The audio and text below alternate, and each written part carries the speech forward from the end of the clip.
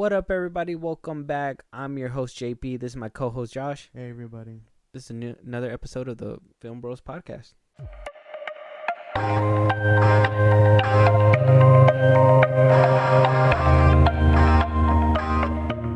So, Josh, we got a few topics to go through today. We got a few things that we're going to be discussing. Wait, but before we get into the news, let's hear a word from our sponsor.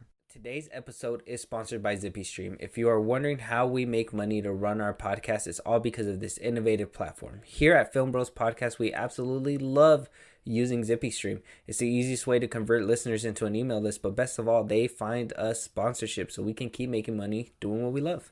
Suppose you're also a podcaster thinking about starting one. ZippyStream will help you find and manage a relationship with brands that are relevant to your audience. If you want to learn more, contact us as soon as possible. Everyone that signs up this month will get to claim £10 as a joining bonus, which is around $12 or something like that. Just reach out to us by email or social media DMs, and I'll put you in touch with the guys at ZippyStream right away. Now back to the pod. How's your week? Oh, man. I don't want to get into it. No. But, all right. Let's just start with these topics. Yeah, let's. I know it's going to piss me off. Look at our first one. So, we got word. The Shazam director himself wound up going on Twitter. So somebody on Twitter actually told him basically, hey, I'm not sure about your movie. You know, it's not leading anywhere. Do we have to go watch this movie? Basically, Yeah. He wound up tweeting back to the fan and basically said, he definitely won't if people don't go see the movie. What I've been told is that there's nothing in Shazam films that contradict the future plans of DC. So the possibility for more Shazam is there, and that's what you want. If that's what you want, your best bet is to go see the film. So James Gunn said it himself before that there is a possibility that, because he's always been in his own little pocket universe or whatever. Mm-hmm. I'm not particularly excited for this movie. I think this man has a point. We don't even know if Shazam's going to be in the DCU plans, or maybe he might be. But I think Zachary Levi even put it on Twitter as well. It might be him or it might be somebody else. Yeah, pretty much, yeah.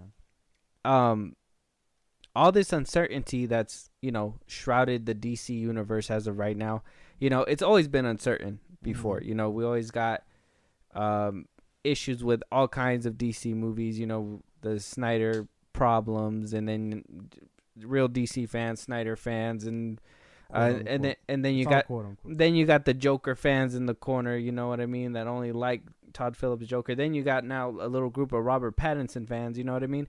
So maybe there's a little group for Zachary Levi Shazam fans. I personally like the first film. If they recast him, I'm not even mad about it, to be honest. I honestly think that they could probably find somebody better than him to play this character. I don't see a reason to go watch the movie. I mean, besides that, I'm a fan of it and want to go actually just see. I'm one of those people that like to go and just watch regardless. You know what I mean? So I know we're gonna go watch it, but do you kind of feel like this fan? Like, do I gotta watch it in order to keep up? Does it even interest me at this point now that I know that we're not even gonna possibly even get this iteration of the character back? Oh yeah, I mean we haven't seen them pretty much since. Damn, it feels like it's been a minute since the first Shazam movie, if I'm being for real. That one came out in like 2017. Yeah, so it feels like it's been a minute. Limbo because of COVID. But yeah, go see it. I think everyone should try and go see it, only because if you do want more, that's how all things are nowadays. If you want more, go see it. But I mean, this one, yeah, it doesn't seem too much hype behind it. It seems like the MM movies, it's like gonna be filler. You know what I mean? And not even that. It's not gonna lead. Okay, we say it's not gonna lead to anything, but that's probably because of James Gunn's whole thing. But I mean, if they can keep him around just enough to like develop his world, then all right, I guess. Maybe then we get that Black Adam showdown at some point. But yeah, I guess there's no real point unless you just want to go see him to go see him, and you're a fan of the movies. I mean, I like the first one well enough, but this one just it doesn't seem too hyped. Not too much hype about it, and it drops in like 2 weeks. Not too much hype, and on top of that, marketing has just been shit for this movie, man. They let spoilers out and everything, and it's not even like they try to erase it, kind of like the Far From Home, No Way Home trailers with Andrew Garfield and Tom Holland. Like, they blatantly put Wonder Woman in there where, people pause and zoom in and, go frame by frame, and people analyze this shit nowadays, you know what I mean? So the marketing hasn't really been doing too well. And on top of that, like I said, this whole split and this uncertainty when it comes to all where these characters are going to be coming, 2025, 2024. You know what made me more happy about this movie? If he was fighting Black Adam. I feel like that would have been a perfect payoff, and to open up old wounds. Henry Cavill shouldn't have been at the end of Black Adam, even though it's great that he was there and we got that little glimpse of him. I guess our last little glimpse of him in the Superman suit. But it should have been Shazam. It should have been Zachary Levi's Shazam there setting up for this sequel, because it's right after Black Adam. I think Black Adam was the last movie that came out from DC. Yeah.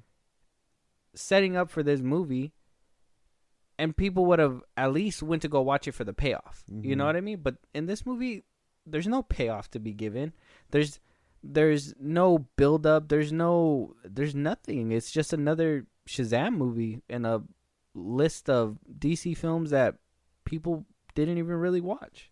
And they're like, the villains are nothing to like be excited about either. I guess they strayed away from the comics with them, and the daughters of Atlas or Athena, whoever the fuck they are, they're not. I guess they're not like prominent DC characters. So like, why set up the Caterpillar, Mr. Mind, or I forgot his name. I think that's it though, Mr. Mind, and then the dude from the first one to be like teaming up, and then scrap them away altogether. That doesn't make much sense. But yeah, this movie doesn't sound like it's gonna be too good. It feels, as long as we've been waiting for it, it doesn't feel finished, if that makes any sense. Yeah. Like thought out all the way. No. I mean, and let's be honest, the past few projects that came from DC really just seems like somebody was like, let's do that one. Or, yeah, let's put that one in there. You know what I mean? Like, it didn't really feel like anything was leading up to anywhere. And even more so, obviously, we know we're going to get something out of the DCU or DCU. But that's not going to happen until James Gunn takes the wheel and we get Creature Commandos and everything else that's going to be on his slate. As of right now, Shazam, The Flash, and Aquaman really don't have anything writing for them. Aquaman has these bad reviews. The Flash, the only thing that it has, like I told you last time, the only thing it has writing on that movie is the cameos from Ben Affleck and Michael Keaton. You got the first Flash movie, and maybe Sasha Calle Supergirl, if people are excited for a Supergirl. I feel like that one's still going to have to tell, because I know a lot of people are, as of right now, a lot of people are on that train where it's, woke Hollywood, MCU, whatever, and Sasha Calle Supergirl could either be looked at as a good thing because we're getting the iteration of Supergirl put in, or a bad thing, saying that they're kicking out Henry Cavill to replace him by a woman. That, that's still up in the air. So at least for a fact, 3 solid things that the Flash is working for them. Like I said, Aquaman's test screenings have been reported to be really bad. And Shazam, though the test screenings aren't saying they're bad, but they're also saying that there's nothing really special coming out of this movie either. And you could tell that nothing special is coming out of this movie because the trailers don't even make it seem like anything's happening. I think it was yesterday or the day before, they put up a little snippet, a clip of a sentimental moment between the foster parents from the first part and Billy's character Shazam, and it looked so heartfelt that I would have loved to not have seen that on a clip to promote the movie. I didn't even see it. And it would have been a nice little build up for the movie itself. And, you know, I'm sorry to you too, but if you haven't seen it and I kind of, you know, spoiled it, but there's a clip out there about it. So if you guys don't want to actually see with your eyes, be very, very wary on where you look. Yeah, I guess it doesn't make much sense. This movie it's not gonna be anything spectacular. It's not gonna hit the ground running. It's not anything revolutionary either. It's just another Shazam movie that DC was putting out, and I'm sure would have probably done numbers, but we know where it's all going anyway, so it doesn't even matter.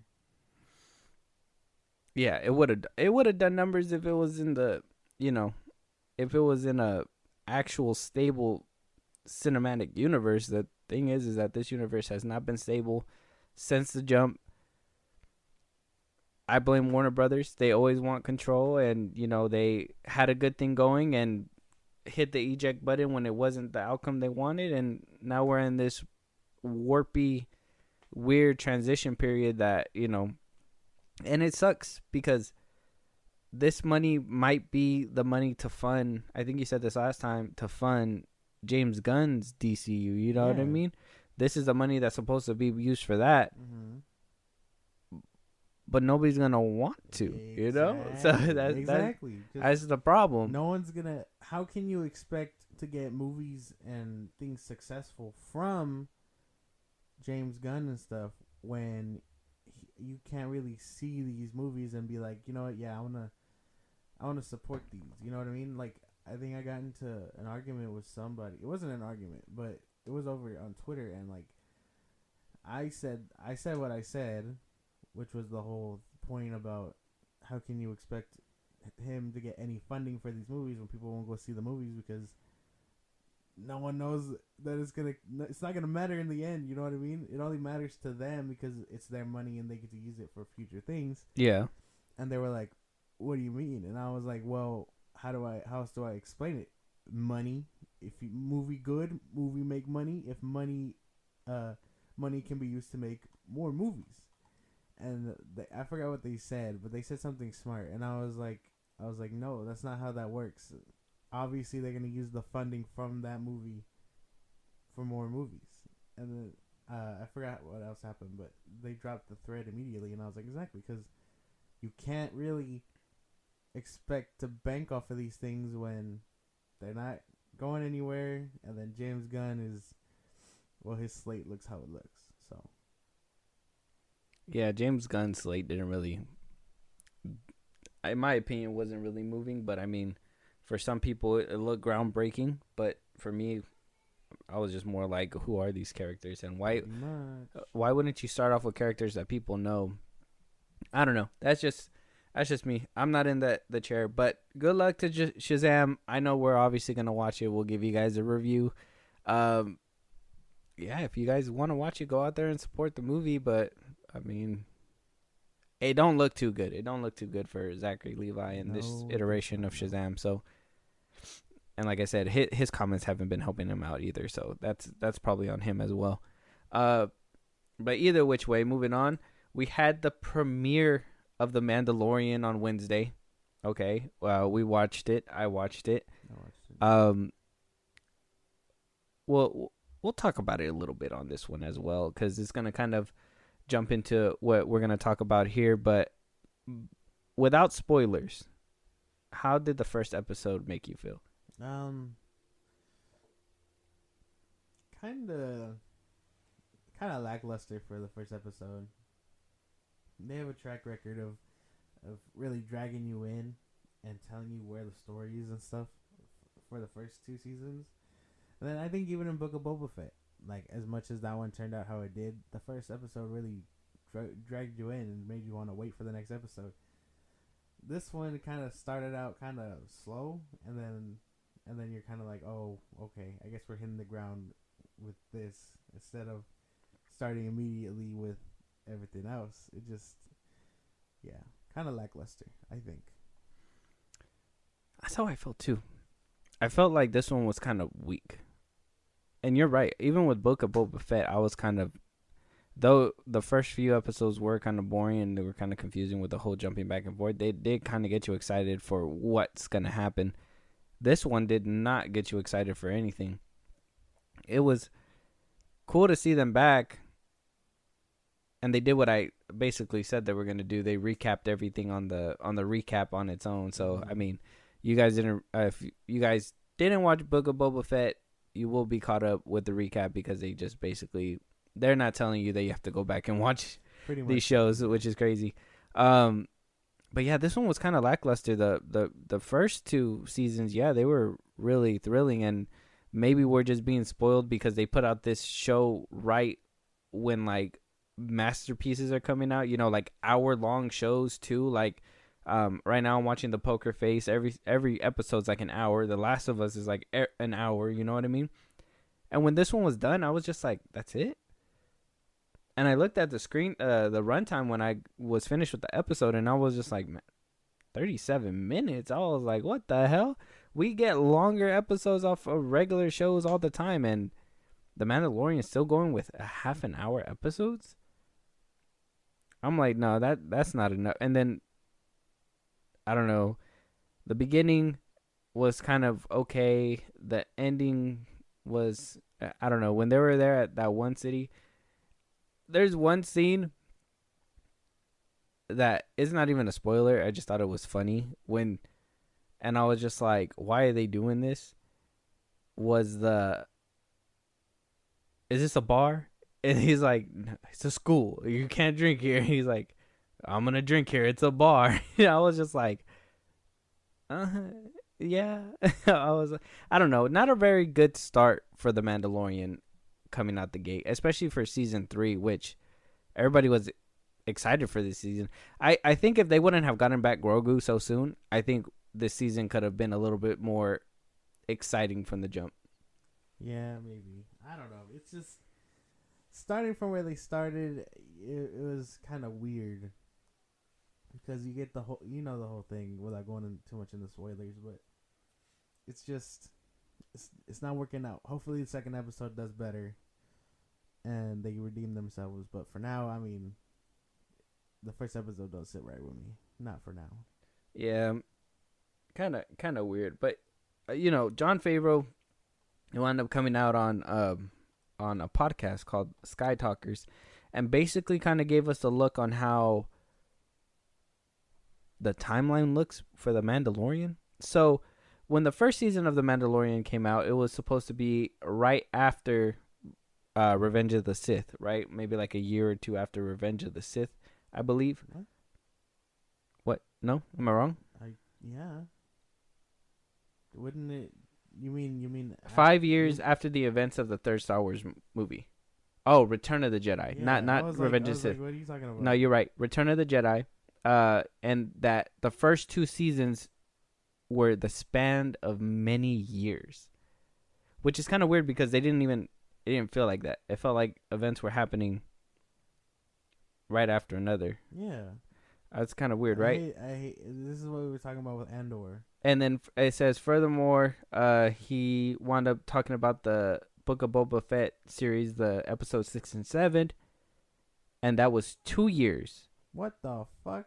Between the end of season 2, when he drops off Grogu with Luke, to when he's reunited with him in episode 6 and 7, or when we see them in 6 and 7, that is about 2 years. And that means that it's been a pretty good chunk of time. But they didn't make it feel like it was that big of a time jump, even between the end of season 2, because at the end of season 2, we get the post-credit scene of, Boba going back to Tatooine, shoots homeboy, boom, he's dead. And then when we start the Book of Boba Fett, he's already on Tatooine. But they didn't even say, like, oh, it took him time to get there. It literally looked like when he was done helping at the final battle, he wound up leaving. and went straight to Tatooine. Yeah. What? Oh man, this is the one thing I really didn't like about.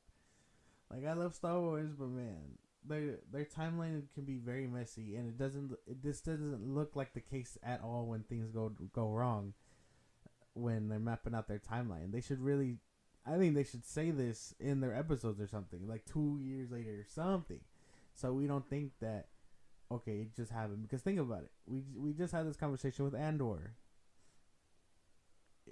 Spoilers for Andor if you haven't seen it, but the first 3 episodes happen. He escapes. You're telling me, okay, they do that. He escapes. He's gone for a couple months. They do the job on that planet, and then he's in hiding, and then he gets thrown in jail. You're telling me that spans months? That didn't feel like that at all. No, and it sucks that they don't they should really be putting it down on the bottom, but I think this is what gives them leeway to be able to be like, we need to gap them a little bit. Oh, we need to do that or whatever, because they don't make it definitive when the show is on. You know what I mean? Like, they could have done that. They could have been like, when, Boba Fett landed on Tatooine, they could have been like 1 year later. Like he was taking a cool little break or something. You know what I mean? But then that would need to context, and it's just too much. What? Okay, because if you map it out a little bit after Return of the Jedi, they get 10 years of peace before the First Order comes through. Yeah. So, are they trying to speed ramp it so he can live throughout the sequels?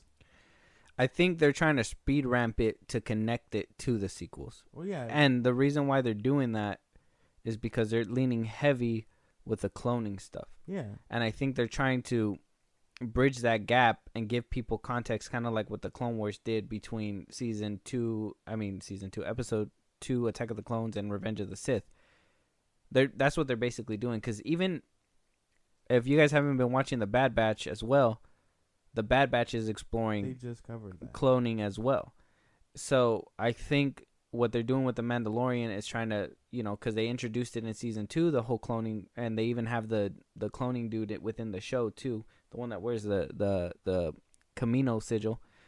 And so I think they're trying to get as close as possible to bridge that gap, even if he does live through the events of The Force Awakens and The Last Jedi. That's so they can basically ramp it up and make it known that Palpatine came back as a clone. They're basically fixing it, and that's the only way that I can think that they're doing. And I think they're doing that because obviously we know Kathleen Kennedy didn't really have a plan.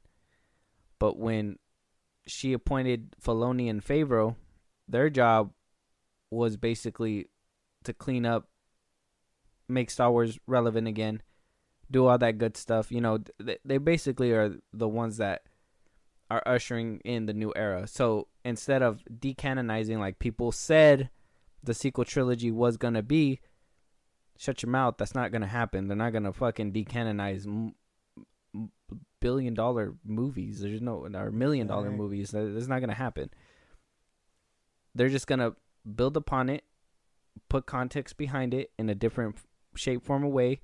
And it kind of sucks that, like the Clone Wars is an animated show, because not a lot of people are going to have the patience to go watch that and get that context for the other 2 movies. But at least with The Mandalorian, is live action, and I feel like a lot more people are going to watch it and make that connection and, obviously be more happy about the outcome that happened in the sequel trilogy.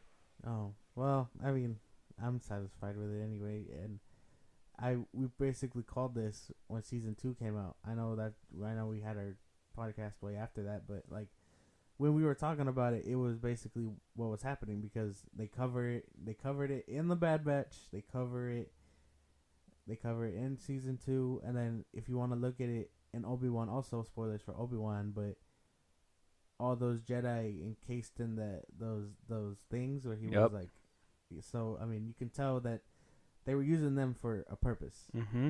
So I mean, they are ramping up to that whole clone thing.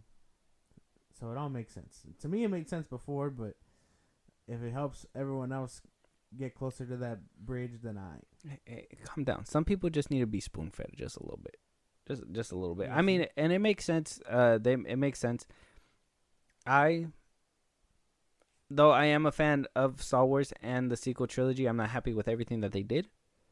But if this is their way of going out of their way to fix it, I'm all ears. I'm willing to watch it, and if they make it make sense and the payoff is great, and they be like, I just hope one day we see in one of the shows, any show, a clone Palpatine in a bank, in one of those Bantha tanks. That would make my head explode. Like, I would just be like, okay, connection confirmed. They were cloning him, whatever. I would want to see that. Kind of like how they had Snoke in the tanks and the Rise of Skywalker in the beginning. I would want to see a Palpatine, maybe not fully grown, but like, growing or something, and maybe like it'd be crazy if like his eyes just kind of open up and it's like the Sith yellow. That should be wild. Hopefully, Filoni, there you go. I don't know. They probably already have it mapped out. Season 4 is already mapped out. They're probably already thinking about this stuff, but that's just me. Yeah, because thinking about the timeline now, they're basically 5 years into the whole era between Return of the Jedi and The Force Awakens, so they'd be dead in the middle before the First Order decided to even ramp up again. So we should be hearing about something, right? Before all that, because they didn't just show up. By the end of season 3, going into season 4, if they do go for that couple year gap in between again, the First Order should be there already, because it was already 5 years after Return of the Jedi. They said between season 1 and 2 was many years, so it had to be like 3 or 4 years, something like that. He said between season 2 and season between the Book of Boba Fett, those episodes, that was 2 years already. So it has to be, they got to be about a year away or a little bit closer to it, to the First Order taking over. Yeah, pretty much. And even then, eventually you'll have to hear it. We'll have to hear it at some point that like there is a new threat and the New Republic is trying to address it or whatever. Yeah. I mean, we should be getting there. I mean, with all these time jumps, I'm hoping we're going to get there sooner than later. That's wishful thinking. We got to, hopefully. Yeah.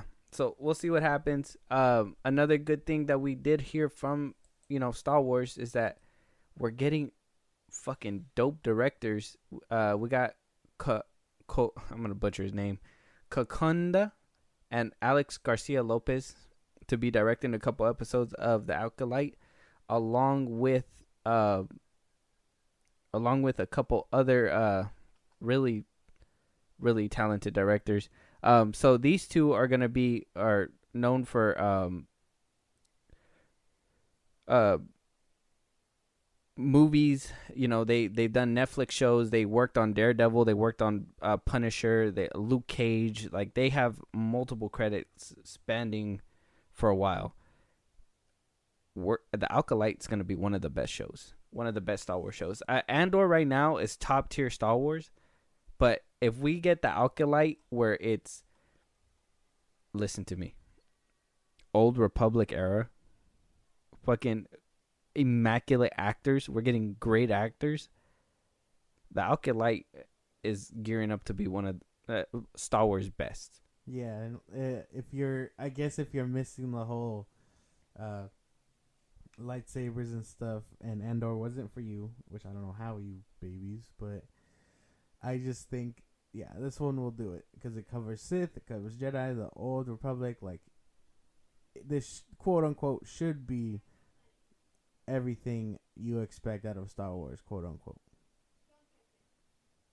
That's exactly what people were saying when Andor was coming through. Oh, well, I mean, Andor's top tier Star Wars. I don't give a yeah, fuck. it has everything, and and a lot of people be like, oh, politics or whatever. It's not Star Wars, bro. Literally, the first 3 movies are all about politics. There's no fucking way. The entire Clone Wars is about politics. Yeah, it's ridiculous. But either which way, the Acolyte, I thought Skeleton Crew, because Jude Law is gonna be there, and I'm still really banking that show is gonna be fucking great. I know it was going through some hiccups or something, but I'm hoping it's not going to be an Obi-Wan show and be more of an Andor, or if it wants to find that middle ground, the Mandalorian kind of. But I think honestly I think the Alkalite will take people by storm. I honestly, if the lightsaber fights come out to be like Obi-Wan though, I'm gonna have a problem. No, they'll have to switch it up. Yeah, I don't. What's up with lightsabers bouncing off now? I don't know. That's one thing for me, because in Obi-Wan, that was, oh my god, dude, that shit irritated me. They didn't do it in season 2 of the Mandalorian when Luke had his little hallway scene, but in Obi-Wan, like, homeboy was swinging that shit and like it was bouncing off armor. I'm like, that shit should cut right through.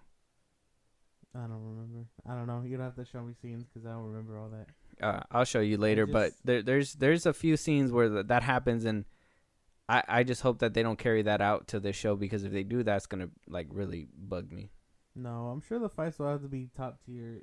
The Jedi are in their highest era they've ever been, and then the Sith are before the rule of 2, I think, if right. And so I imagine they're all gonna be well versed in combat, so it should be fine.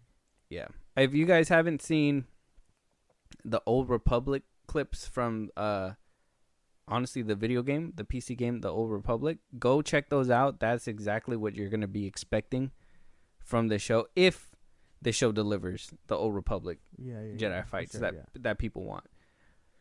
It's all right though, we'll see what happens. Moving on to Into the Spider-Verse. So rumors circulated that Tom Holland, now that he has signed a secret deal, still a secret deal with Marvel and Sony to come back as Spider-Man, that he will be making an appearance for Into the Spider-Verse 2, or Across the Spider-Verse Part 1. Now, a lot of people were speculating, saying that that's why this movie was pushed back, not really for animation purposes, but just to seal the deal for Tom Holland to make an appearance into the movie. I don't think that's true. Why would they bank a whole movie on just one cameo? Don't get me wrong, Tom Holland's a superstar. I mean, he's probably the most well-known Spider-Man right now, because he got a trilogy out of the MCU. I mean, whether or not you've heard about the Marvel Sony spat for Spider-Man and wanting to fight or fight for him and contracts and blah blah blah blah, we talked about it a couple of times in the past episode. Are you excited? Would you be excited to see Tom Holland? Do you think halting a whole production just to get him into a movie, into an animated movie, or maybe, I don't know if he's going to be jumping between live action and animated, do you think having him within this movie was necessary? Stopping a whole movie for one dude doesn't sound right. The way they describe the movie is that it's going to have several different animation types. So, like, I think it's because of animation. I highly doubt it's because they want to include Tom Holland in a live action scene. If they do, then cool. But to push it back, a year or so? Yeah, that doesn't make much sense. That doesn't make sense. It was supposed to come out during the COVID times. It probably didn't do that. And then with all the animation that they said they were doing, I'm pretty sure it's because of animation and COVID. But I mean, I think at first, I think at first it was about animation, but now I think right now it's pushed back. Where is it pushed back all the way to? Let me see if it tells me in this article. No, it doesn't say. Not that I see. Well, I'm assuming it's supposed to come out like late this year, right? November, December, somewhere around there. I forget. Or am I tripping? Let me see. This one. It'll probably tell me at the very end, huh? June 2nd, 2023. So it's coming up. It's coming up because it was supposed to come out last year in close to the end of the year, around November, December, but then it got pushed back to June. I thought at first it was because of animation, but the gap between November to June, November, December, January, February, March, April, May, June, that's about 8 months. Animation probably took 5 months, and maybe I'm thinking the last 3 months had to do with maybe contracts and stuff like that, because ever since No Way Home Tom Holland took a little hiatus. He didn't want to, he did a couple acting roles before he wound up taking his little hiatus. But when the past 3 months before this secret deal, still a secret, wound up happening with Tom Holland, negotiations were going on for over 2 months. So, I mean, maybe this rumor might be correct, but at the same time, halting it, and for honestly, you could have probably used them for part 2 and not really part 1. I guess we're just gonna have to wait to see if he makes it into the final cut of the movie, if he is in the movie. Yeah, maybe. I don't know. I'm pessimistic. I don't think we're gonna see him. It's because you don't like Tom Holland. That's not true. You hate him. No, say it. That isn't true. Say it. That's not true. I just don't think we're gonna see him. No. Okay. Well, we'll wait to see. Now, do you think having him now? I was reading the article from Screen Rant earlier when I was putting this together, and basically saying that having Tom Holland in the first Across the Verse Spider-Man movie may overshadow Miles Morales. And I can see where they're coming from the article. I can kind of understand, he's a big name, big star. He's the well-known Spider-Man because he was in the first 3 movies, or the MCU movies at least. But I mean, you're going to the movies to go see Miles Morales, and I don't think it's gonna be a buddy movie where you're gonna see Tom Holland all around, the movie. I think it'll probably be a cameo. I think at most it'll probably be the equivalent of like maybe seeing I don't even know. Maybe the equivalent of seeing Keaton in the new Flash movie. Like, it's exciting because that guy, but at the same time you're gonna be worried about what else is going on around it. You know what I mean? I don't know. I don't even think that's a problem because you're going to see it for Miles, and if it's cameo, then you'll just be like, okay, yeah, he was there for a minute. But I mean, I don't think it's gonna pull away from Miles at all.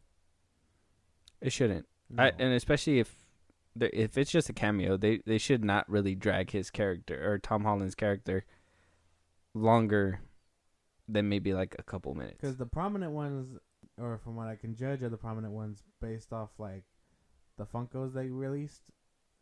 It's 2099, Spider-Woman, Ben Reilly, the Indian one, the Indian Spider-Man, and then Spider-Punk. And I think there's one more. Well, obviously Miles, and then Gwen, or whatever else. But like, you should worry about one of them overshadowing Miles, not a cameo. 2099 Spider-Man. Yeah, I think played by Oscar Isaac, 2099 is obviously gonna shine bright. I know well. He's gonna do great. Yeah, it's interesting. It's gonna be good. We'll see what happens. Into the Spider-Verse coming out June 3rd. We'll go watch it. Hopefully we see a Tom Holland cameo in there. Piss off my co-host over here. Moving on, we also got from the Hollywood Reporter, we had Corey Stoll talking about his influence for MODOK, saying that it was Shakespearean. He's an idiot. He doesn't understand. Did he see the movie? Did he see the movie? I mean, that shit was ridiculous. So, the scene that he talks about is, spoiler alert for Quantumanium. If you haven't seen it, you might want to skip this piece. But the part that he's talking about is the death scene of MODOK. He says that he's lying there with Horatio. It's Hamlet. It's Hamlet's death right there. So it's funny from the outside, but from the inside, it's all real. No,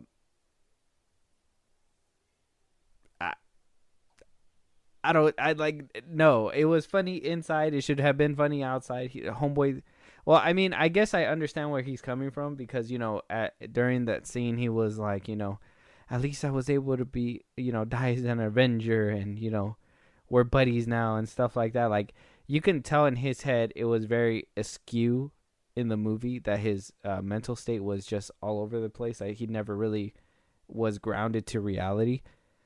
So in a way, in his head, the way he was playing it, it was meant to be maybe like a poetic thing inside, like, oh, I died a noble hero, but at the outside it was supposed to give off that comedic effect. But either which way, when you're watching the movie, you don't think Shakespearean, you just think Corey Stroll's head is fucking stretched out in that fucking chair, you know? Yeah, I don't. I can understand what he says. Also, because yeah, I mean, they were trying to sell it as this big dramatic thing, but it didn't work out too well for them. I don't think. So yeah, not really. I mean, Shakespearean to the set in the sense of if you want to look at it that way, but seeing it in the movie theater for the first time, you're not really like, okay, yeah, this is very heartfelt. It's more to me. I felt more like this is retarded. Can we move on? This is dumb. I don't really. I think that was one of the problems with the movie. Maybe in his head, he probably thought like, maybe he shot more scenes than what was shown in the movie. And maybe he thought that was supposed to be like a big payoff. And maybe, you know, the studio thought it was supposed to be a big payoff. Maybe. Which it would have been a big payoff if they didn't fucking goof him up so damn much, bro. Like, that shit was so stupid. That whole... We're going to be putting out a movie review for Quantumanium, but the movie is just... It's so unserious that I couldn't even take that scene serious, so...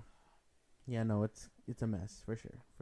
I mean, thank you for putting your all into it and thinking that you're giving some Shakespearean chops, but I don't think it connected well. I don't think it was translated well on screen to the audience, if that makes sense. Yeah, no, not really. But he did his best. I assume he did his best. His head looks... God, they butchered him in the fucking movie, I swear, dude. They really did. But also coming from Quantumanium, Jeff Loveness was very sad and was in a low spot and very surprised when the reviews for Ant-Man and the Wasp Quantumanium came out. Because he made a shit movie. No. Surprise!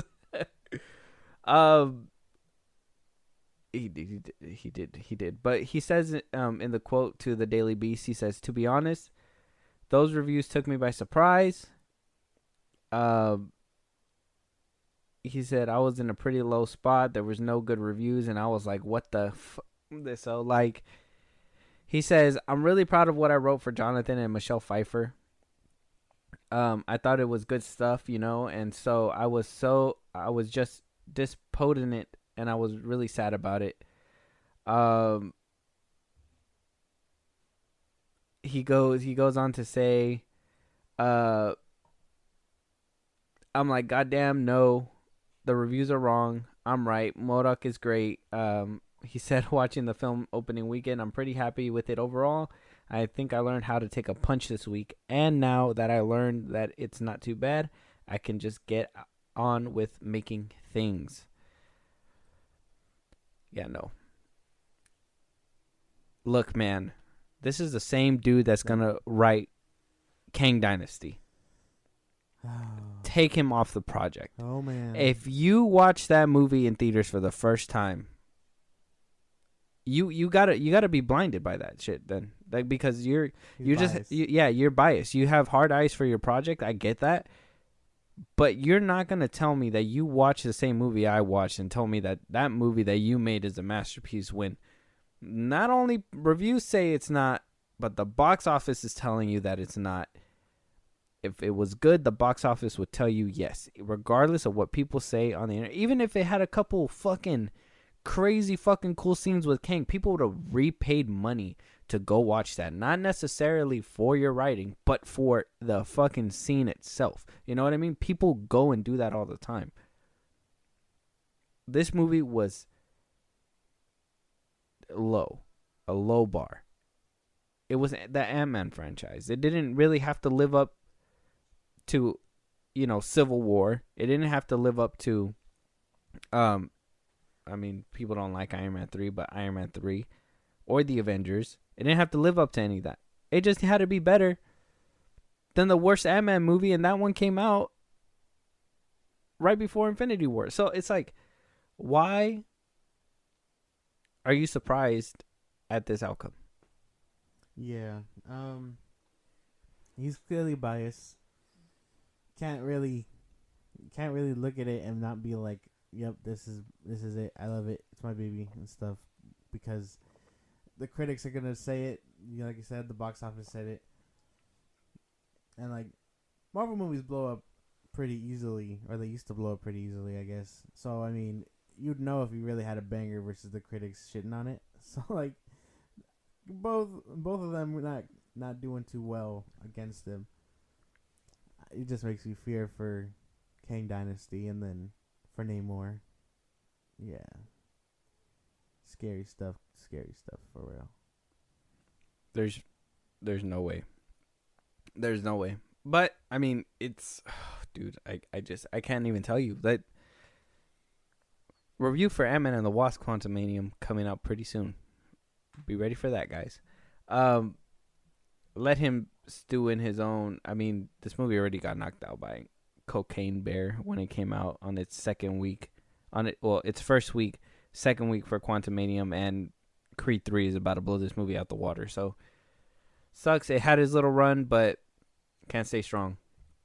Moving on to Jamie Campbell Bower.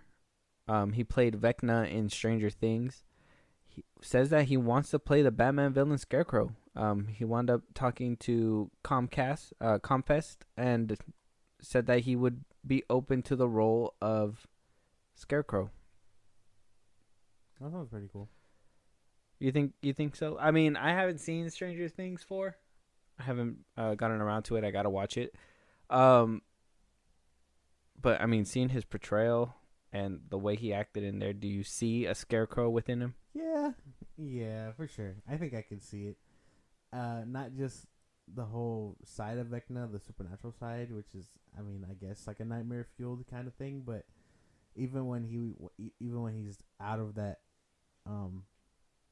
form, I guess, before all that, because you know they flash back to the beginning and stuff, he looks like he could play that kind of creepy doctor kind of well. So I mean, I could see it probably maybe a little bit better than Cillian Murphy when he did it, but yeah, I think I could see it. Damn, better than Cillian Murphy? I don't know. I really like him as an actor.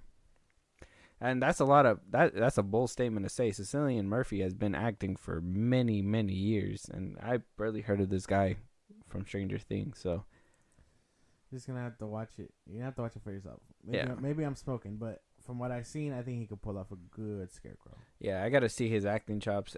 Has he came out in any movies? Anything? Sure. Anything? Let me see. Jamie Campbell Bell.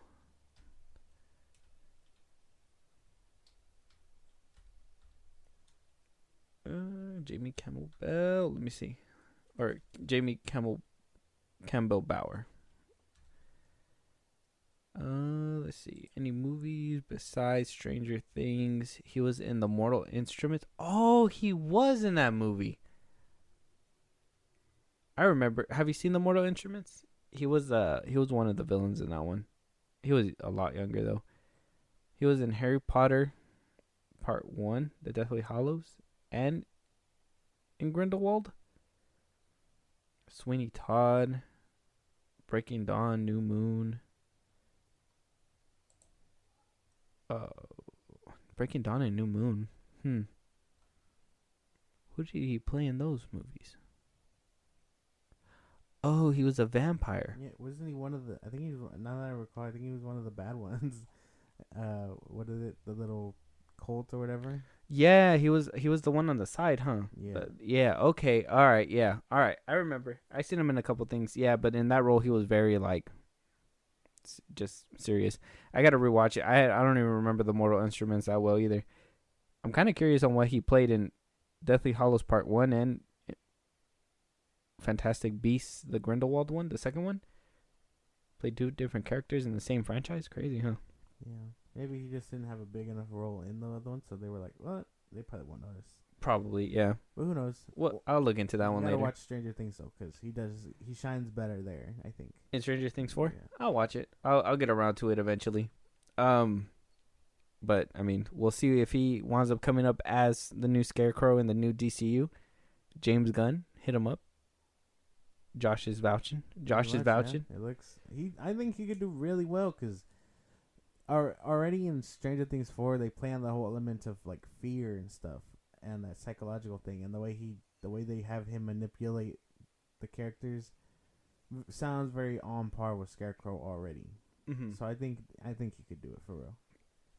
Very good. We'll see what happens. We'll look into his future with great interest. You feel me? Mm-hmm. With that, Jerry Bruckheimer, the producer of the Pirates of the Caribbean franchise, says that he wants Johnny Depp back. We do too. We do too. Sign him a fat check and see what he says. So he basically said in an interview,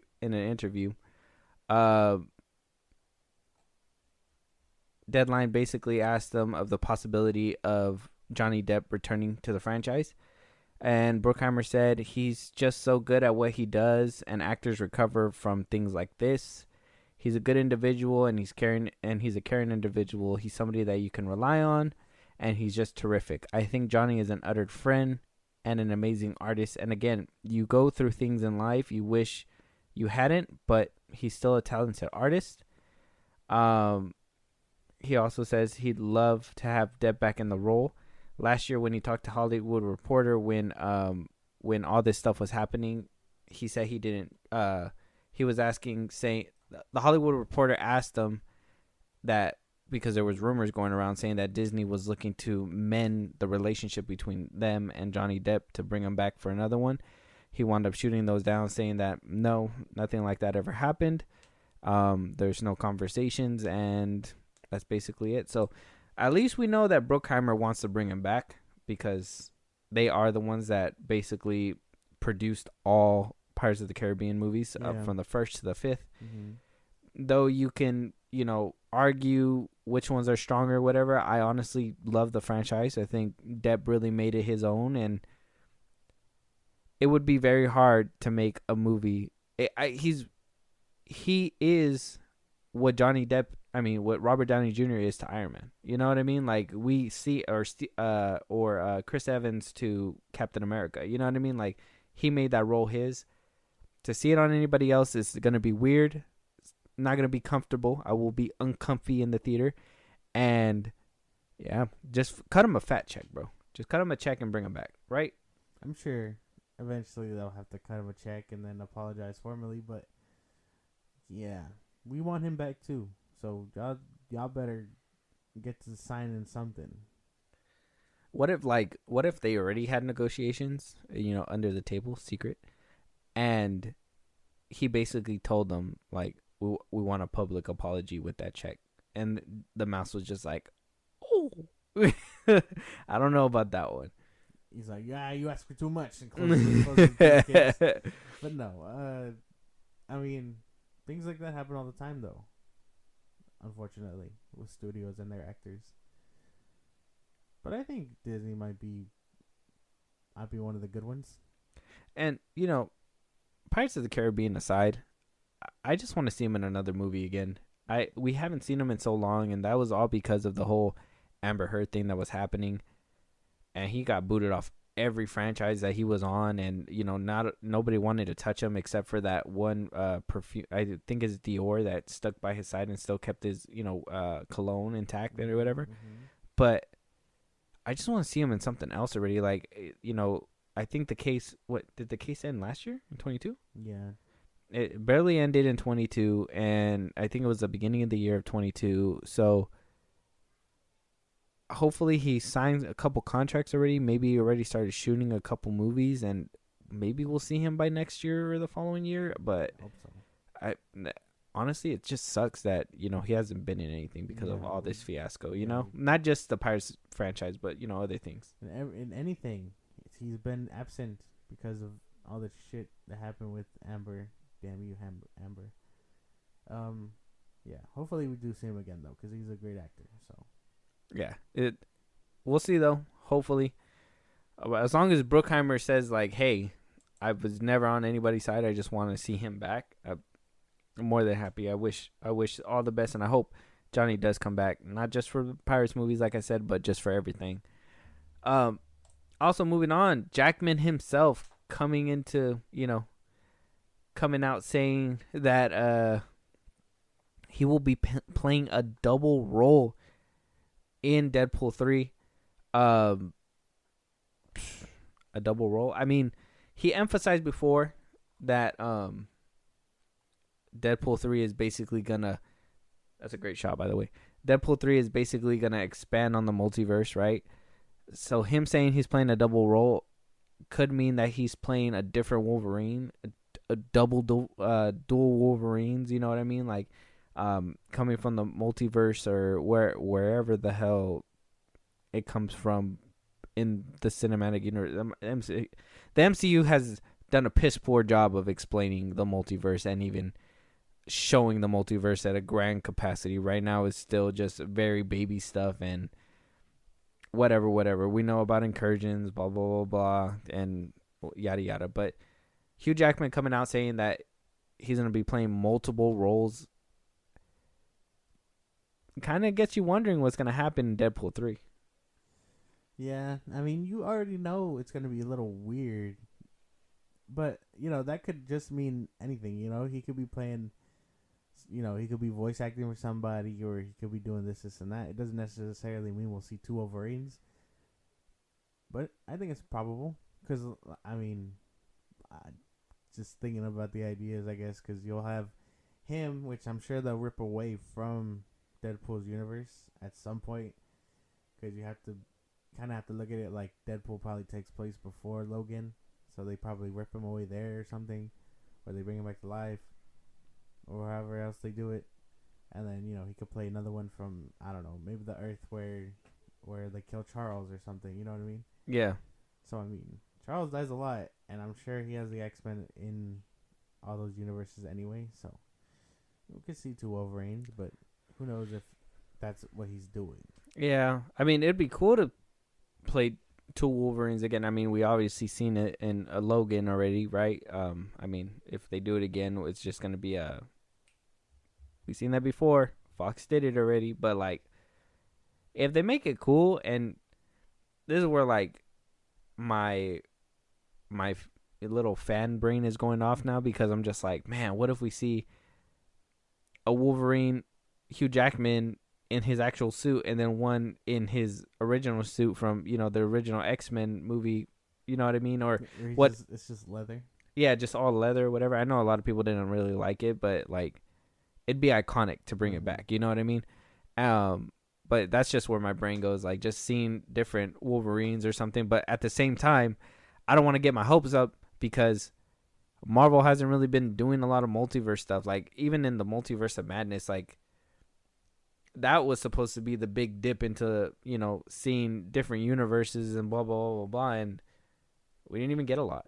Like, we got like a brief montage of them diving through different multiverses. But like, though it was visually cool, I mean, still couldn't live up visually to the first Doctor Strange movie. That whole scene where, he's, going through this motion or whatever, that will forever take the cake until something better comes up. But yeah, we haven't seen much of the multiverse. No, we haven't, unfortunately. So hopefully Deadpool gets it right, or I say get it right, but hopefully their spin on it makes more sense, if that makes any sense. Makes perfect sense.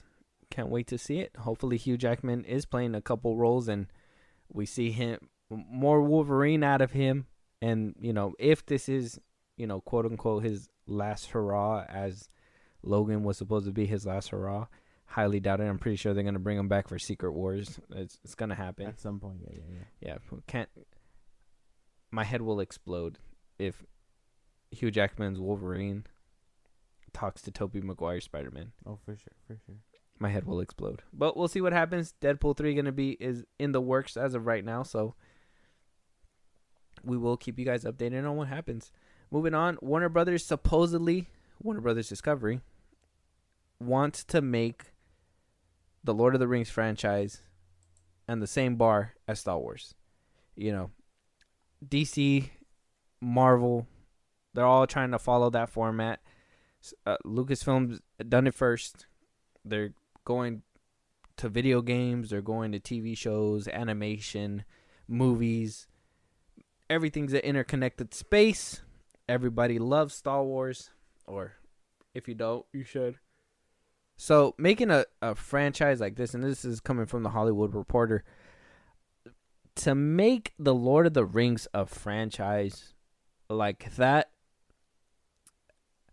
I honestly don't see the potential. Now, we do have the Amazon version, which that's supposed to cover a different age of Middle Earth, way farther from what everybody's even familiar with when it comes to J.R.R. Tolkien's Lord of the Rings books.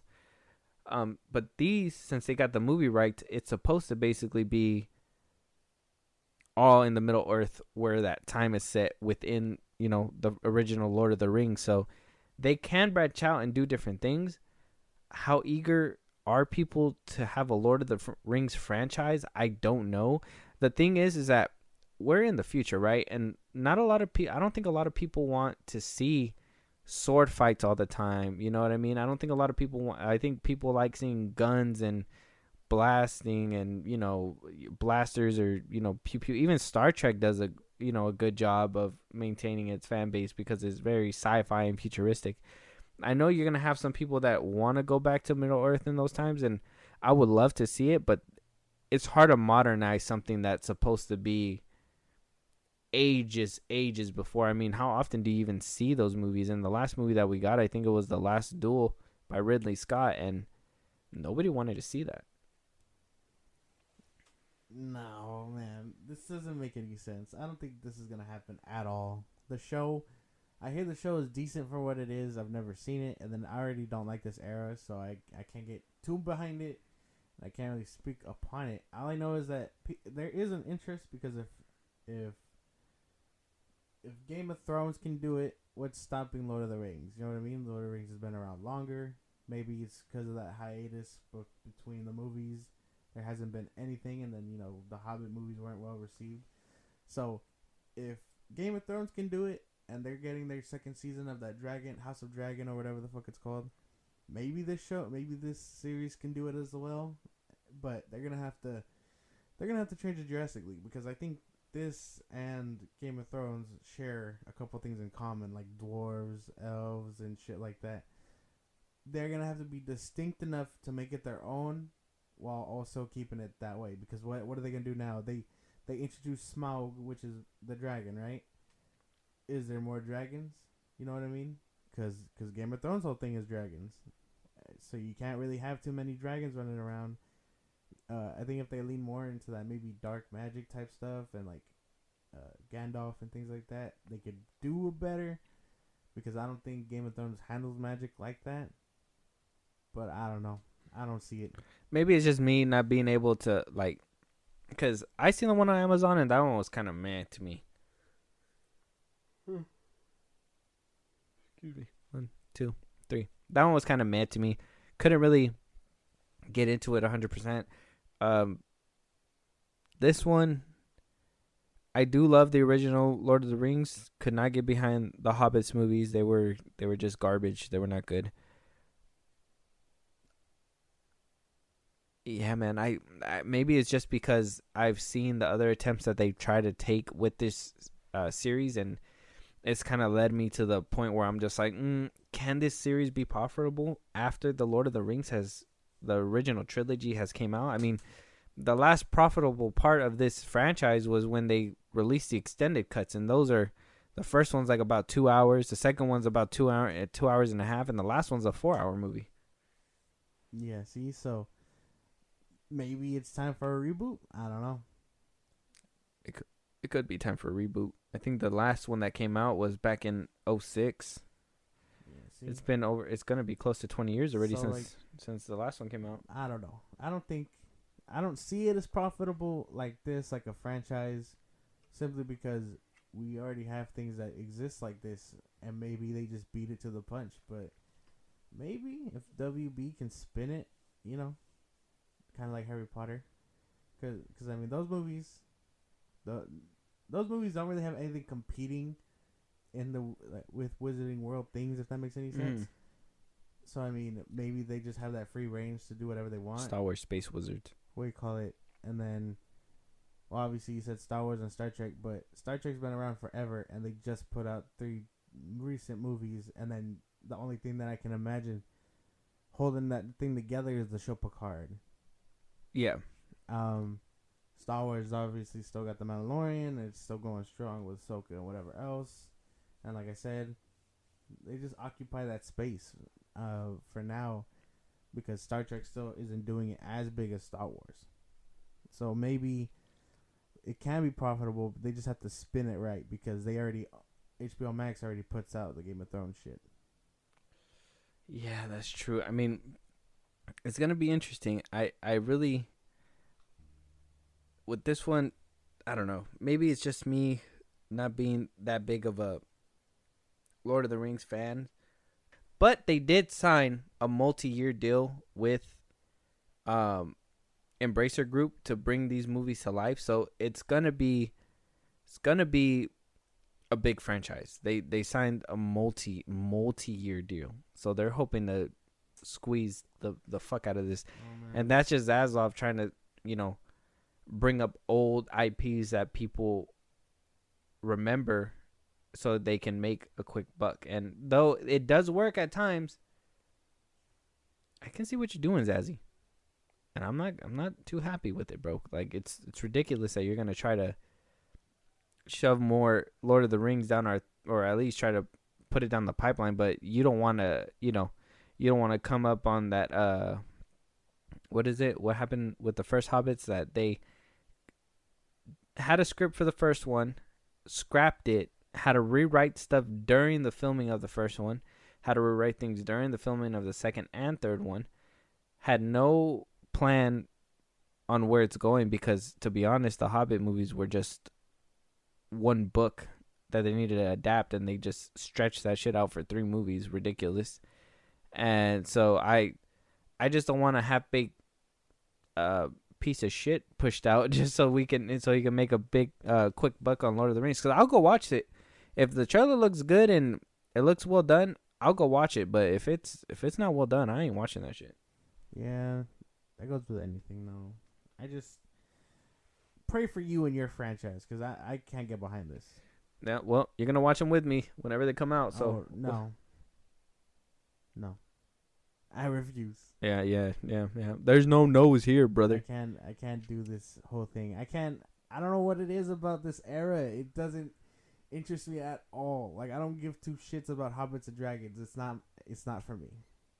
It's the story within the hobbits and the dragons.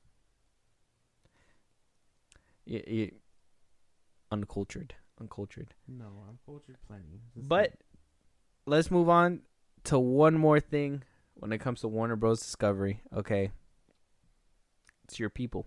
My people. Your people are calling for a lawsuit of Warner Brothers Discovery. Why? For firing Henry Cavill. Oh boy. So a lot of people are saying because of that new law that wound up coming out where, they basically sued a movie studio for including Ana de Armas in trailers, but then misleading, resulting in people buying tickets or who were in hopes of seeing Ana de Armas in the movie. Come to find out she was completely cut from the final cut. She wasn't used throughout the movie at all. Why they even put her in trailers and marketing was ridiculous, but they wound up winning that. Now the Snyder verse fans and the Snyder Bros are calling for the suing of WBD because of what James Gunn said a couple weeks ago, saying that he was hired on over 6 months ago to write Superman Legacy, and they still put him within Black Adam, misled people to try to buy tickets thinking that there was going to be a future for Henry Cavill, and dropped like a bag of rocks was Henry Cavill and the fandom's hope to see him back. So I don't know. I like the Snyderverse too. I wouldn't go as far as say I'm going to sue the company for not getting Henry Cavill, even though I am completely furious that they did my boy dirty and they're not bringing him back as Superman, my Superman. But I don't know, man. Are you on board with this? Are you calling for the suing of WBD and the firing of James Gunn and Peter Safran? Okay, well, those are three different things. Where to start? I don't agree with this whole suing thing. While it makes sense and maybe there's grounds for something like this in a courtroom, it sounds extreme. I know Zack Snyder's fandom has done the extreme, but it sounds very too far for my taste. There's no way that they think that they could take this to court and win. I don't know how WB lawyers work, but I'm sure as hell they're good ones. Like, they gotta protect the company's assets and stuff. But I mean, maybe it makes sense. I mean, you get people in the seats. You make Henry Cavill a selling point. You show him for 10 seconds in the end. People think he shows up. He's gonna be there more prominently, and then it doesn't happen. So if they can do it and they win, I don't know what that's gonna say for WB at all. And I mean, James Gunn and Peter Safran not off to a good start already, if that's the case. I think the only thing I'd sue them for is emotional damage, because they completely just fired my boy and it just left me being traumatized. I don't agree with it. I think it's too far. I honestly think the Snyderverse people go too far quite a lot. Though I am a fan, and though I wouldn't consider myself one to be an extreme person. I just voice my opinion, and hopefully we get what we get. And if we don't, then, sucks that we don't get to see Henry Cavill anymore. But I don't know. I wouldn't go as far as suing the company over something like this. I wouldn't have even sued anybody for the Anna de Armas nonsense. I would have just been like, what the fuck? They just completely cut her? Oh, I mean, that depends. If you're passionate and you're like, this is the selling point, and you don't see them at all, then yeah, I guess you can be a little upset about it and be like, yeah, but I didn't think they were gonna win. That was my thing. I thought that was the whole. I thought there's supposed to be things to prevent all this. Maybe movies shouldn't be lying to the people and misleading them. I don't know. I felt misled, not only with Henry Cavill's Superman, but like Black Adam in general. I thought it was gonna be a good movie. It wasn't. I was completely misled with that one as well. But I mean, there's a petition going around on Twitter. So if you are a Snyder bro and you want to sign a petition to sue WBD, I don't want to promote it, but it's out there. You'll probably find it one way or another. I feel like, is there like a hotline? Do you guys have like a hotline? I don't know. Why do you keep saying you guys? I don't know. You're part of them. No, I'm not. You're. I'm a fan, but I'm not going to the extremes of these people. Yeah, I'm upset that Henry Cavill's gone, but I'm not gonna sue anybody over it. And how do you sue a company? That's my thing. You just be like, David Zaslav, you've been served. Like they're gonna set Seth Rogen to go deliver it. You just sue. Like, I don't know. Petitions work sometimes, but how does it work in this sense? Is it a petition so one dude could just be like, well, I'm going to sue you guys now? But no, I'm pretty sure you have to. I think it would be considered the people versus WBD. Oh, maybe. If it's a petition. Maybe. I don't know how that works. But, yep, lawsuits galore. Moving on. Puss in Boots director wound up confirming to Discussing Film that he will not be doing a Kung Fu Panda 4. So there was rumors going around that Joel Crawford, he was the director for Puss in Boots: The Last Wish, that he was working on a Kung Fu Panda 4. And when he was asked about those rumors from Discussing Film, he basically flat out said, I'm not working on Kung Fu Panda 4. He says there's nothing specific that we are working on at this moment, but there are originals that we want to tell. And though he's not, the Kung Fu Panda series is not going to come back with a fourth part, unfortunately.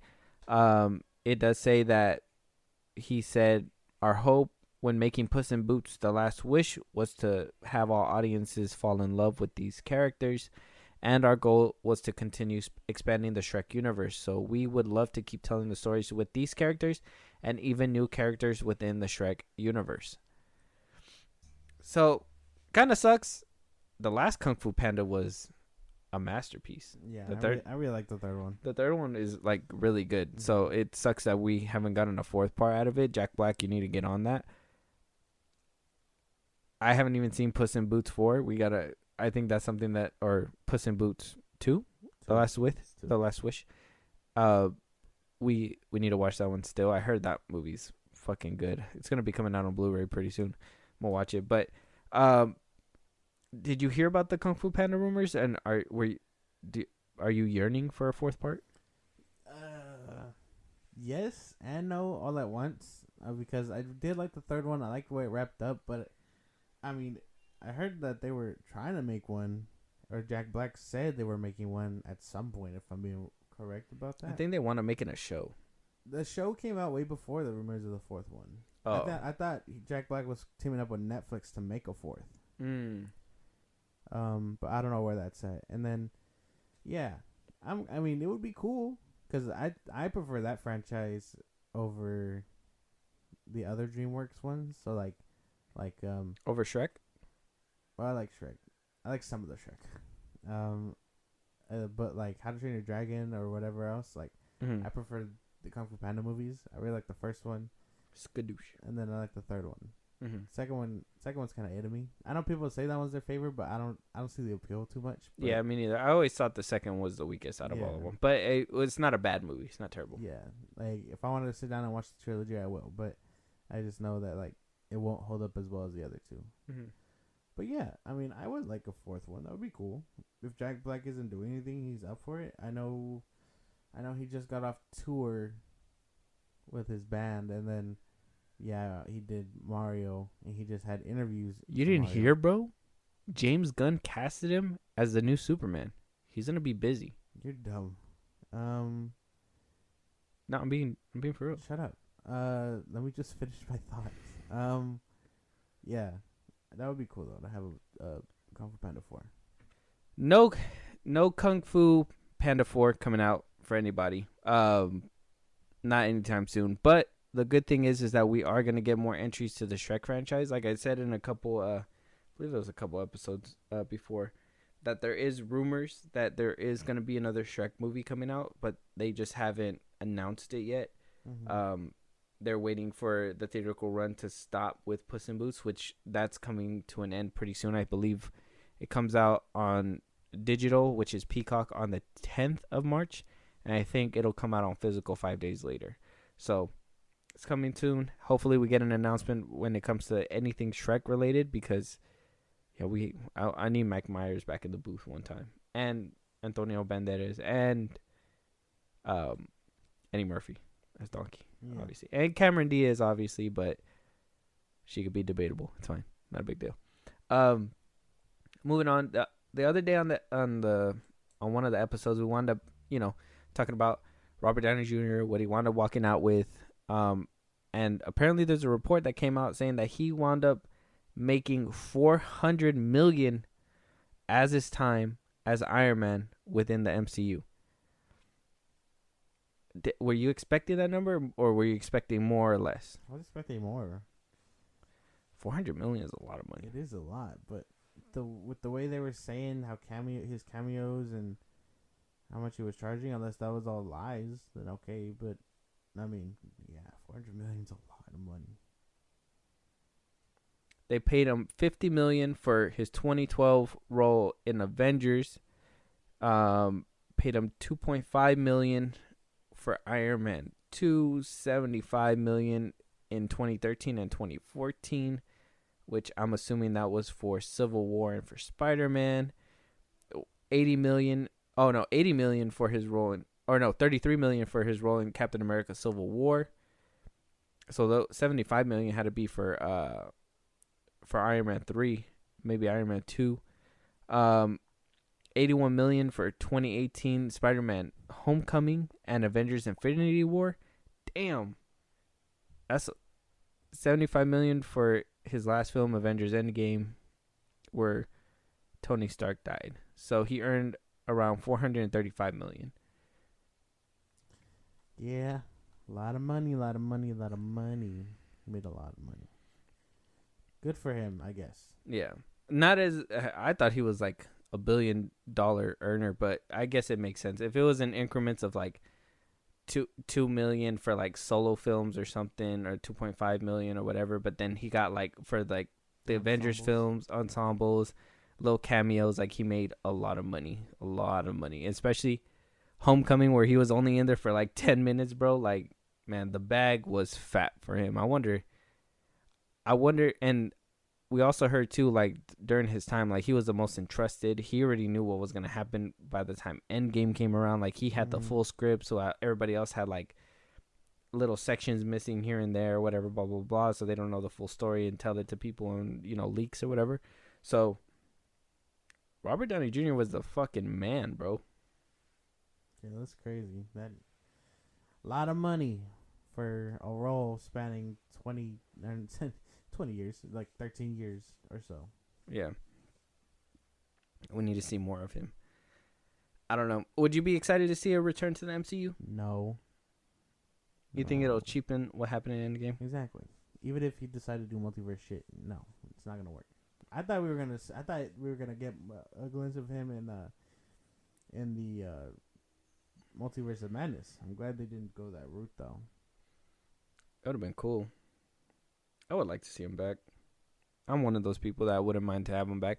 I was honestly flabbergasted when, you know, they took all that time to build him up, and I knew that. Yeah, flabbergasted.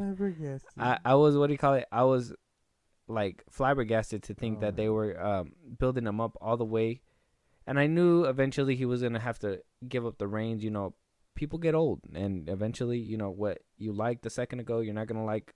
So, Iron Man coming to that end didn't really sit right for me.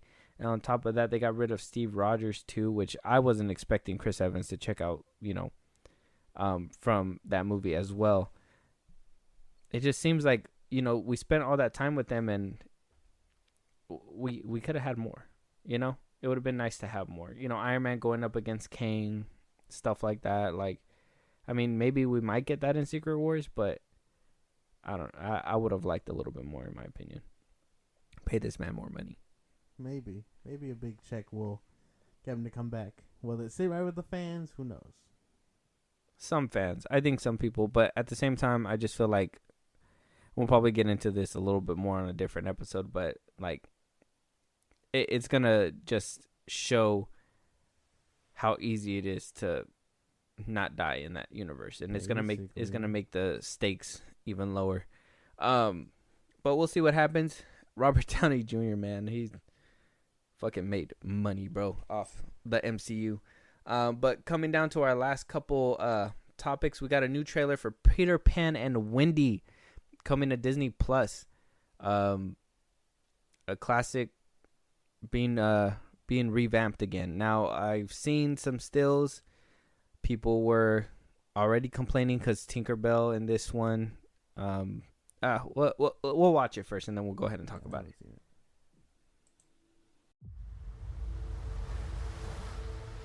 Tell me, how did you come to Neverland? Michael! John!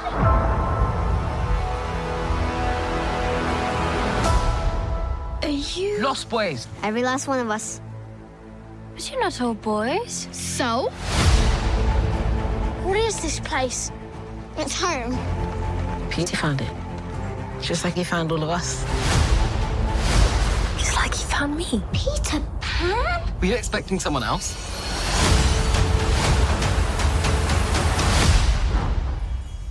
What do you say, boys? You ready for an adventure? It looks very far away. It's closer than you think.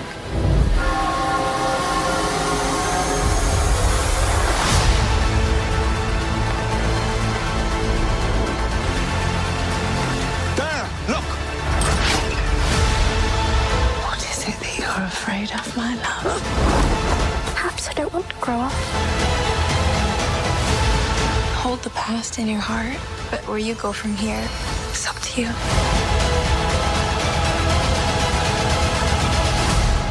Wendy, Moira, Angela, darling. Where is Peter Pan?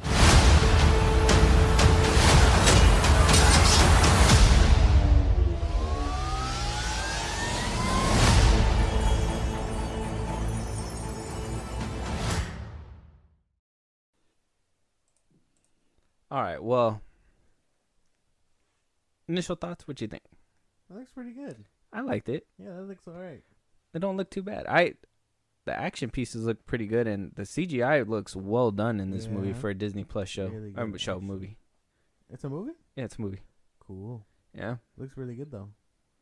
Now let's go to that controversial things that are going. And I'm pretty sure you kind of took a little Yep. glimpses, and you know what Wait, I'm going wait, to talk wait, about. I got it. Let's start with the Lost Boys.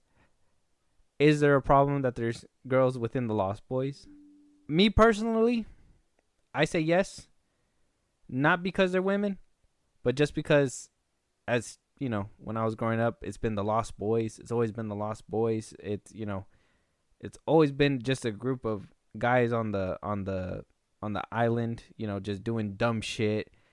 And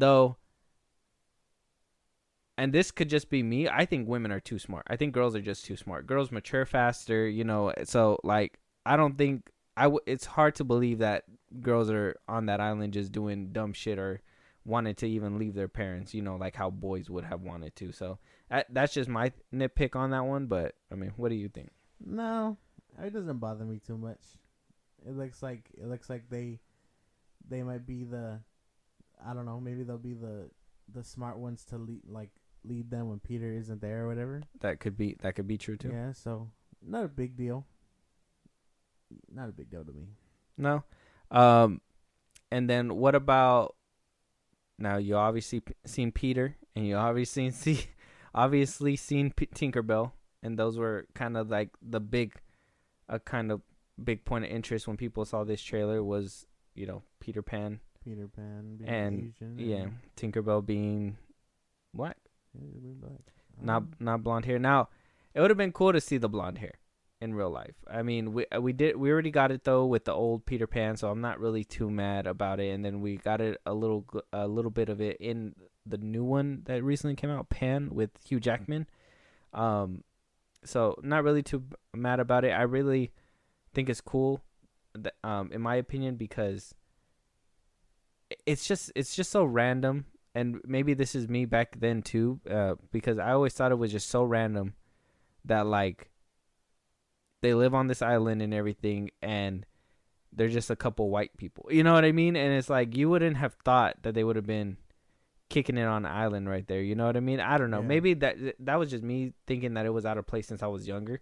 So it's really nice. It's more fitting to me to see, POCs in those roles. Yeah, it makes sense. I mean, I guess maybe that's why the island could be like indigenous or something like that. Mhm. So they decide to branch away from all that, assuming the era is still the era where not everything is too advanced and stuff. Yeah. So it would make sense that Wendy and them are white and stuff. Peter Pan could be Asian, and then Tinkerbell can be black. I don't see. She's supposed to be a fairy. I don't think that matters too much. Yeah, no, that shouldn't matter at They all. established that fairies come in different like colors, shapes, and sizes and stuff a long time ago. That shouldn't bother people as much as it does. No, but it's just a bunch of people that just want to be mad about something. But it looks good. Everything else looks really good. I really like the trailer. I haven't seen it till right now. I did see the stills throughout the week because people put them out there. But seeing the trailer now, I was kind of iffy with the stills, but seeing the trailer, I was like, yeah. It reminds me of or it didn't remind me of anything. It makes me want an updated Alice in Wonderland. We got those already. No, the last one came out a long time ago, or it feels like a long time ago. Oh, Yeah. Like an Through the updated looking version for Disney Plus. through the Looking Glass. Yeah, I would think so too. It'd be nice to see like the Like, Mad Hatter again and all that. I feel like it's probably time for that too, and they should do something like that. One more thing that we're talking about too is the color grading for this movie. Now, a lot of people were saying like, "Oh, Disney has gotten kind of ugly with the colors, that it's too saturated, kind of Zack Snydery, I guess you can say. That it's very saturated, not enough bold colors. I mean, you can kind of tell with like this scene, it's not as bright as it should be, but I'm assuming that's because there's clouds in there. But a lot of people were saying like scenes like that. Let's see. This scene right here, poorly lit. This one where it's supposed to be super sunny, it still looks saturated. You know what I mean? So a lot of people were. It's probably just the filter they're working with. Yeah, and I mean, like I said, there's some movies that do it right with this, desaturation thing, because on the scenes where it's supposed to be dark and gloomy or whatever, and then you have those scenes where the sun comes out and it just looks pretty with certain angles and stuff like that. Like, if you know how to work it, it's fine. So I'm hoping that it's cool. I don't see an issue with it. I think color gradings is something that works with the film rather than against it. Yeah. No matter what kind of color grading, as long as it's not fucking ridiculous or outlandish. Even black and white can still hold up today if made right. You know what I mean? So I don't know. I'm regardless of anything, I'm excited about it. But you have a problem with the color grading? No, I mean it looks good. The filters like that are always gonna be a little weird to add on, but it's no big deal. Not to me anyway. It still looks fine, and if it distracts you that much, don't watch the movie, I guess. But people are just looking to nitpick, I think, anything these days. Twitter. Damn Twitter. Moving on to our last trailer. We got Rachel Weisz, Jeremy Irons coming to play in an Amazon Prime series called Dead Ringers. We talked about I think a couple episodes ago that Ben Stiller was going to be playing triplets, basically. Like, he's going to be playing himself multiple roles. So we got one that's coming out even sooner. Rachel Weisz is playing 2 roles. We'll see what happens.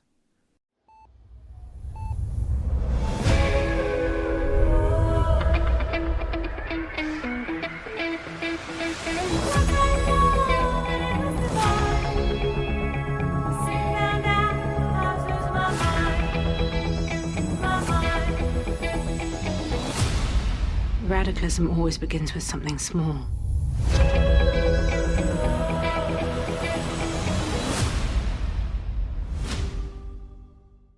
Little baby teaser. Yeah. They didn't show us much. I know Rachel Weisz is I'm hoping I'm not butchering her name, but I know she's a great actor. Loved her in the new Avatar movie, The Way of Water. She was great. Titanic, obviously a classic. I haven't seen her in a lot of horror element movies or shows for that fact, but this one, though a little teaser, it got me a little interested. Yeah, it looks alright. Looks like they're dealing with a doppelganger type deal. Maybe wanting the one baby kind of thing. Maybe. And one is going to do the most to try to get the baby in the family. Maybe. I don't know. But yeah, off the teaser, it looks interesting. I just need I need another trailer to really cement the idea in my brain. Yeah, a little bit more context. Give you a little bit more footage. We'll see what happens. April 21st, I think it said it was going to be coming out. So we still got some time away to, get another trailer, get a better glimpse. Pretty much, yeah. Yeah, we'll keep you guys updated. But with that, that's going to be the end of this episode. I mean, if there's anything on here that you thought we were going to talk about, something that we should be talking about, something that, we missed and, we're crazy for missing it, or if there's a movie you want us to review, Josh, go ahead and let them know where they can let us know. Twitter, TikTok, Instagram at FilmBros Podcast. You can hit us up. We post when new episodes are out. And like I said, you can hit us up for any movies or news you want us to review. If you want to Listen to us on the go, Spotify and Apple Podcast at FilmBros Podcast. And if you want to support us in a big way, Zippy Stream at FilmBros Podcast. You got our full catalog, episodes 0 all the way up to 70. You can see our progress and stuff. You also get update. All it takes is name and email. We get updates when episodes drop, and you can hit us up privately for any news or movies you want us to cover. Again, and subscribe to our YouTube at FilmBros Podcast. Yes, subscribe, hit the notification bell. Make sure that you guys are ready. We are going to be putting out our YouTube videos again. They will be coming. Just be ready, and make sure you guys are prepared to get those notifications. With that being said, we'll go ahead and talk to you guys on the next one. Have a good rest of your day, and hope you guys do something productive. Talk to you guys later.